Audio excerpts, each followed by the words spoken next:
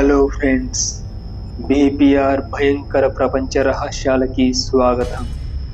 Friends, మీరు ఈ వీడియోని చివరి వరకు చూసి లైక్ చేస్తారని, అలాగే మీ అభిప్రాయాన్ని కమెంట్స్ ద్వారా తెలియజేస్తారని కోరుకుంటూ, మరియు మా ఛానల్ని సబ్స్క్రైబ్ చేసుకొని మీ సపోర్ట్ అందజేస్తారని ఆశిస్తూ, ఇక ఆలస్యం చేయకుండా ఇవాల్టి మన భయంకర ప్రపంచ రహస్యంలోకి వెళ్ళిపోదాం.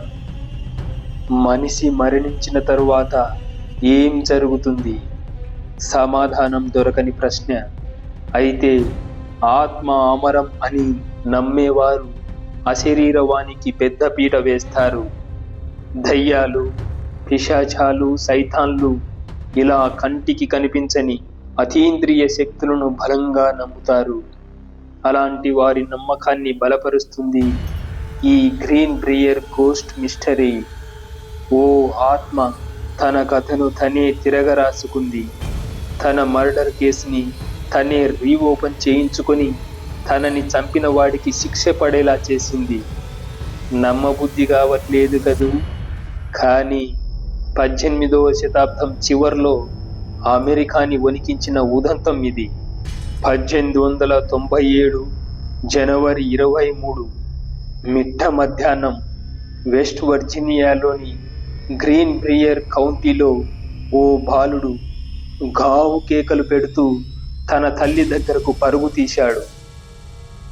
ఎల్వా ఆంటీ ఉలుకు పలుకు లేకుండా పడి ఉందమ్మా అని చెప్పాడు రొప్పుతూ.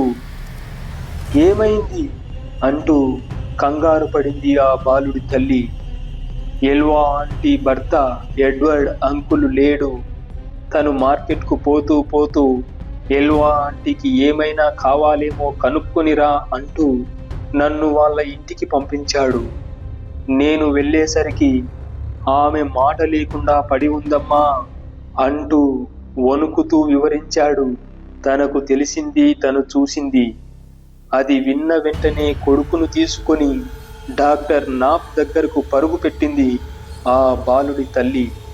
1896 అక్టోబర్లో ఎల్వా జోనా హిస్టర్కి ఎడ్వర్డ్తో పెళ్ళయింది. ఎడ్వర్డ్ స్థానికంగా కుమ్మరి పని చేసేవాడు.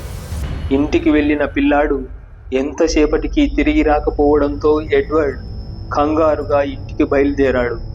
తను ఇంటికి చేరేలోపే అక్కడ డాక్టర్తో పాటు చుట్టుపక్కల వాళ్ళు గుమిగూడి ఉన్నారు.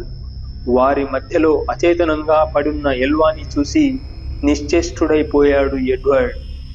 ఓ పక్క డాక్టర్ ఆమెను చెక్ చేస్తున్నా సరే భార్య ముఖాన్ని పట్టుకొని వదిలిపెట్టలేదు ఎడ్వర్డ్. ఏడుస్తూనే ఉన్నాడు. భార్యకు ఎంతో ఇష్టమైన స్కార్ఫ్ అంటూ ఓ స్కార్ఫ్ తెచ్చి ఎల్వా మెడకు చుట్టాడు.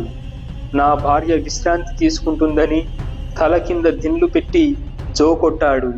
అతని స్థితి చూసిన వాళ్ళంతా అయ్యో పాపం అంటూ కంటతడి పెట్టారు.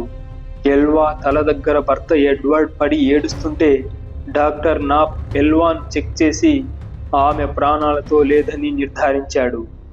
పైగా ఎల్వా గత కొన్ని రోజులుగా తన దగ్గర గైనిక్ సమస్యకు చికిత్స తీసుకుండడంతో ఆ సమస్య తీవ్రమై ఆమె చనిపోయి ఉంటుందని భావించాడతను. అదే విషయాన్ని అందరికీ చెప్పాడు. ఎల్వా తల్లి మేరీ జోన్ హిస్టర్ కూడా అక్కడికి చేరుకొని కూతురి శవాన్ని చూసి గుండెలవిసేలా ఏడ్చింది. రావాల్సిన వాళ్ళు, చూడాల్సిన వాళ్ళు ఎవ్వరూ లేరని తేలిన తరువాత మరునాడు జనవరి 24న ఎల్వా మృతదేహానికి సంప్రదాయబద్ధంగా అంత్యక్రియలు జరిపించారు. అప్పుడే మొదలైంది అసలు కథ.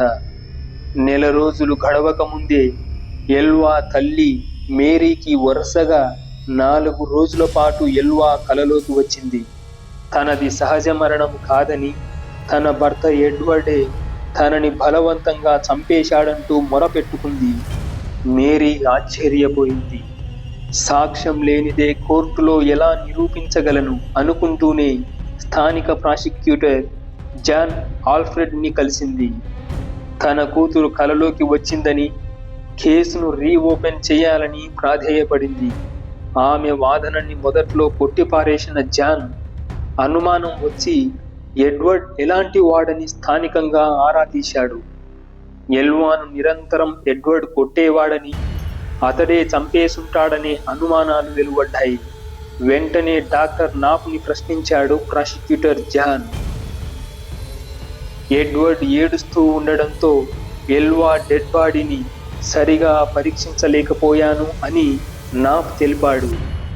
దాంతో కేసు రీఓపెన్ అయింది. 1897 ఫిబ్రవరి 22న ఎల్వా బాడీని సమాధి నుంచి బయటకి తీసి ఫోరెన్సిక్ పరీక్షలు చేశారు. 1897 మార్చి 9కి రిపోర్టుల్లో ఎల్వాది హత్యేనని తేలింది. మెడ విరిచి చంపినట్లు ఎడ్వర్డ్ వేలిముద్రలు కూడా దొరికాయి.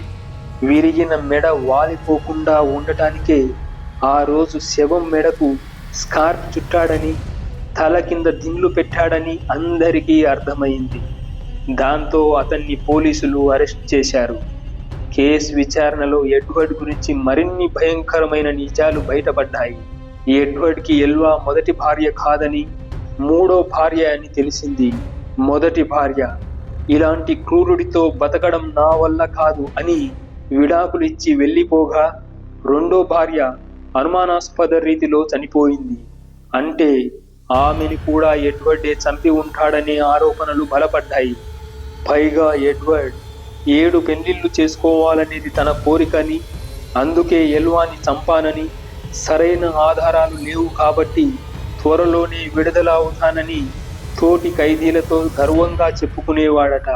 1897 జూన్ 22న కోర్టులో విచారణ జరుగుతున్నప్పుడు ఎల్వా ఆత్మకి సంబంధించి చర్చ వచ్చినప్పుడు కోర్టు ముందు ఆత్మల ప్రస్తావన వద్దని, రిపోర్ట్లు ఆధారాలతోనే ముందుకు వెళ్దామని జడ్జ్ అడ్డుపడడంతో కేసులో ఆత్మ ప్రస్తావన లేకుండా పోయింది. మొత్తానికి ఎల్వాని ఉద్దేశపూర్వకంగానే ఎడ్వర్డ్ హత్య చేసినట్లు జూలై 11న తీర్పు రావడంతో ఎడ్వర్డ్కి జీవిత ఖైదు పడింది. ఓ అమాయకురాల్ని పొట్టన పెట్టుకున్నాడని, అతన్ని తామే చంపుతామని చాలామంది ఎల్వా సానుభూతి పరులు జైలుపై దాడి చేశారు. పోలీసులు లాఠీ చార్జ్ చేయడంతో ఆ ప్రమాదం నుంచి ఎడ్వర్డ్ తప్పించుకున్నాడు. కానీ తర్వాత 3 ఏళ్లకే, అంటే 1900వ సంవత్సరం మార్చి 13న వెస్ట్ వర్జీనియా మౌంట్స్ విల్లేలోని స్టేట్ పెనిటెన్షియరీలో ఎడ్వర్డ్ చనిపోయాడు. అయితే అది సహజ మరణం కాదు, తెలియని ఏదో వ్యాధి సోకి చిత్రవద అనుభవిస్తూ చనిపోయాడు. ఎల్వా ఆత్మే అతడిని చంపిందని అంతా అనుకున్నారు. ఆ వ్యాధి ఎవ్వరికీ సోకే ప్రమాదం లేకుండా స్థానిక శ్మశాన వాటికలో అతనిని ఖననం చేశారు. ఎల్వా సమాధి దగ్గర వెస్ట్ వర్జీనియా ప్రభుత్వం ఓ చారిత్రక శిలాఫలకాన్ని ఏర్పాటు చేసింది. దానిపై ఇలా ఉంటుంది: ఎల్వా ఆత్మ తన తల్లి కలలోకి వచ్చి తనది సహజ మరణం కాదని చెప్పింది. ఆమె భర్తే ఆమెని హత్య చేసినట్లు తేలింది. ఒక ఆత్మ సహాయంతో ఓ హత్య కేసు పరిష్కరించడం ఇదే మొదటిసారి అని. మొత్తానికి ఈ కథ చరిత్రలో ఓ ఊహించని మిస్టరీగా మిగిలిపోయింది. విన్నారుగా ఫ్రెండ్స్, ఇలా ఒక ఆత్మ తన హత్య కేసును తనే ఎలా పరిష్కరించుకుందో. ఈ స్టోరీపై మీ అభిప్రాయాన్ని కింద కమెంట్స్ రూపంలో రాయండి. అలాగే ఈ వీడియో కనుక మీకు నచ్చినట్లయితే తప్పకుండా లైక్ చేయండి, షేర్ చేయండి. ఇలాంటి మరిన్ని రియల్ హర్రర్ స్టోరీస్ కోసం ఇప్పుడే మన ఛానల్ని సబ్స్క్రైబ్ చేసుకోండి. నెక్స్ట్ ఇంకో రియల్ హర్రర్ స్టోరీతో మళ్ళీ కలుద్దాం.